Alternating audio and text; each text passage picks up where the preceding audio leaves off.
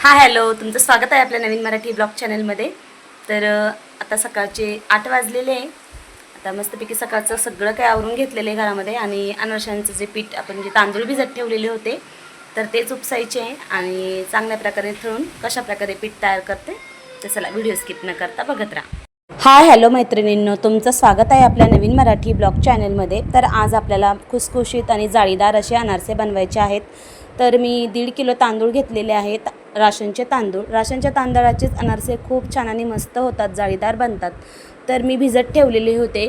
आपल्याला ही प्रोसिजर 3 दिवस करायची आहे। ही प्रोसिजर केल्याच्या नंतर ना अगदी छान मस्त असे न फसणारे आपले अनारसे बनतात। तर हे 1.5 किलो तांदूळ घेतलेले होते आणि छान प्रकारे मस्त भिजत ठेवलेले होते। 3 दिवस याचं पाणी पूर्णपणे काढून टाकायचं म्हणजे उग्रवास निघून जातो आणि अशाच प्रकारे मी ठेवलेले आहेत। तर बघू शकता पाणी काढून घेतलं, पुन्हा स्वच्छ पाणी त्याच्यामध्ये टाकलेलं आहे आणि त्यानंतर मग 3 दिवस हे भिजत ठेवायचे। पहिल्या दिवशी ज्या दिवशी भिजत ठेवतो त्याच्या दुसऱ्या दिवशीही पाणी काढायचं आणि तिसऱ्या दिवशीही काढायचं।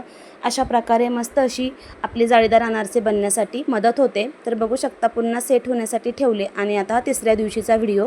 सगळं काही पाणी काढून घेतलं आणि 2 पाण्याने मस्त असे पूर्ण तांदूळ चांगले धुवून घेतलेले आहेत, त्याच्यामुळे त्यातला वास निघून जातो आणि जे काही वरचं पाणी असतं फेसाचं ते देखील निघून जातं। आणि मग आता घेतलेली आहे चाळण। तर आपल्याला प्रथमतः हे पूर्णपणे हे तांदूळ उपसून घ्यायचे आहे।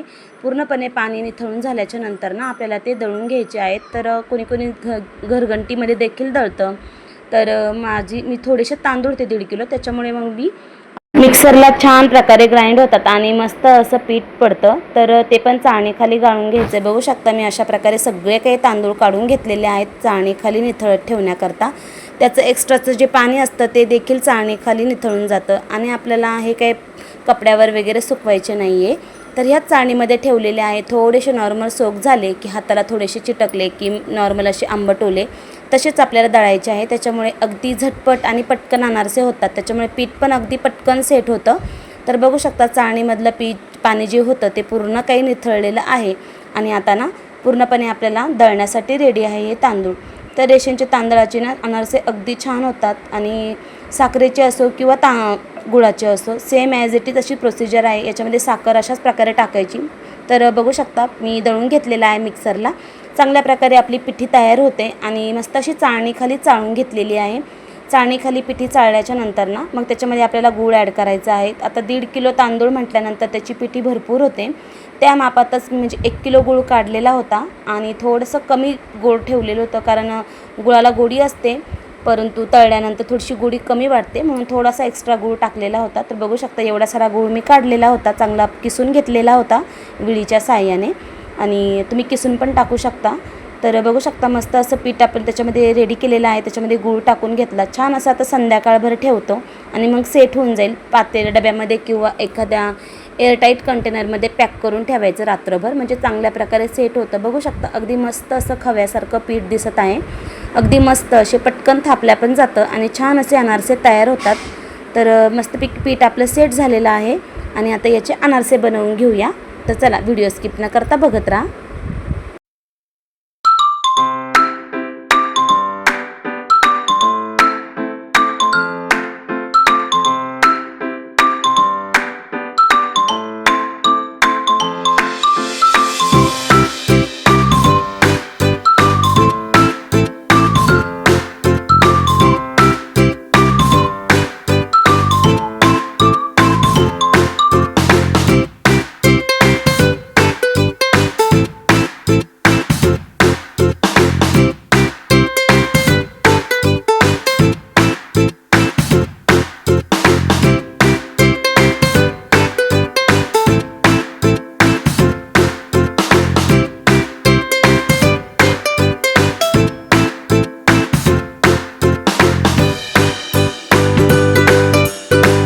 तर अशा प्रकारे थोडे थोडे तळून घेत होते मी। प्लास्टिकच्या पेपरवर ना अशा प्रकारे थोडीशी खसखस टाकून घेतलेली होती आणि हाताच्या साहाय्याने थापून घेतले। गॅस पूर्ण खाली घेऊन टाकला कारण जास्त अनारसे होते, त्याच्यामुळे जास्त काही तळता नसते आले। एकदम शांतचित्ताने आणि हळुवारपणे एकदम अलगदपणे ते करावे लागतात, कारण त्याला जास्त काही एवढी धावपळ चालत नाही. एका वेळेस आपल्याला 2 ते 3च अनारसे तळावे लागतात, नाहीतर एकमेकांना चिटकतात आणि अगदी मंद आचेवर तळावे लागतात. अगदी थोड्याशाही तेलामध्ये खूप छान प्रकारे ते तळले जातात आणि बघू शकता अगदी मस्त अल्लादपणे हातावर येत आहेत आणि मस्त असे तळले जातात. तर वरतून थोडंसं तेल होतं, ते वरतून अशा प्रकारे त्याच्यावर टाकायचं, म्हणजे छान प्रकारे अनारसे फुलतात आणि मस्त प्रकारे असे जाळीदार बनायला सुरुवात होते. तर किती छान मस्त फुगलेले आहेत तुम्ही बघू शकता. तर अगदी मस्त झालेले आहे अनारसे आणि तळण्यासाठी थोडासा टाईम जातो, कारण आतून कच्चे राहतात. त्याच्यामुळे मंद आचेवर तळून घ्यायचे लालसर रंग येईपर्यंत. त्यांचा कलर टेक्स्चर तुम्ही बघू शकता. अगदी मस्त खुसखुशीत जाळीदार असे मस्त टम्म फुगलेले अनारसे आपले रेडी आहेत. तर कसे वाटले अनारसे तुम्हाला कमेंटमध्ये नक्की सांगा.